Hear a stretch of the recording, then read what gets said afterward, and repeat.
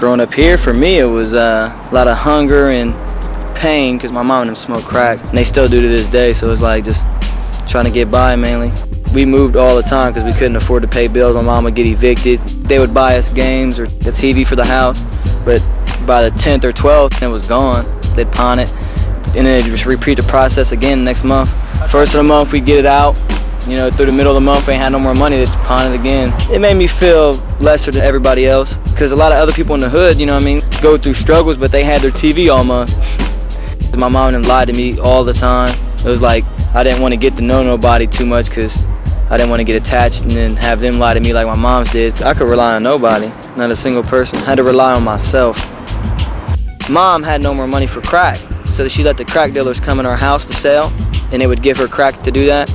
So some other crack dealers down the street didn't like that. So they came in the house, they kicked in the door and put guns to my face like, yo, where's the dope at? We'll kill you. So after that, I just moved out like without basically telling my mom, I was like, yo, I ain't gonna get killed over your bad habit.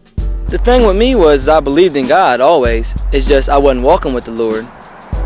And when you ain't walking with the Lord, you ain't much better than anyone who's doing crack and not walking with the Lord. Shawn was hardly able to sit and listen to 5 minutes of biblical instruction. Him and his buddies would just laugh and joke, and at times it seemed like this was just never going to work.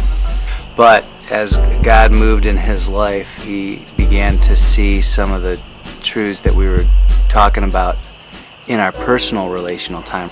And he began to start to see the value of his life in the lives of others, of how he could be someone who could have an impact on someone else. Really wanted to be a pro football player or basketball player. You know, a lot of kids think that. And after I started walking with the Lord, I really could see myself doing the Lord's work.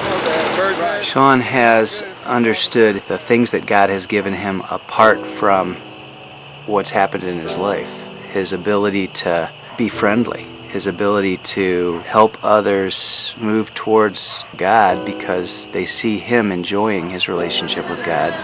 There was a time when I thought there was no way that any of these kids could ever be people who would actually do God's work. And watching Shawn grow up and being involved with him and seeing the changes that God has caused in his life has proved to me that it's just not true. That any of those kids, just like any kid or any person in the world, can in fact turn into God's worker. It's just good to have people like Jack because, like, I'll see Jack and the stuff that Jack does, it's Jack, but you can see Jesus in there, you know what I mean? And you're like, man, I want to be just like that.